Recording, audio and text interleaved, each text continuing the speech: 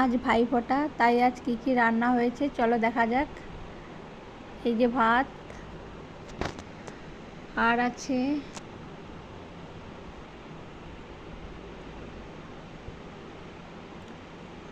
এই যে পটল ভাজা, ভেন্ডি ভাজা আর আলু বরবটি ভাজা, আর আছে এই যে ফ্রুট চাটনি, এই যে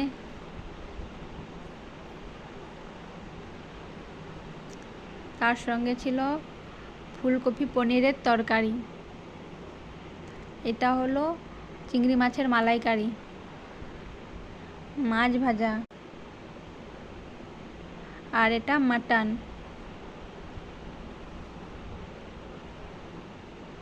তার সঙ্গে ছিল স্যালাড, দই, মিষ্টি, পাঁপড়। তো কেমন লাগলো অবশ্যই তোমরা জানাবে।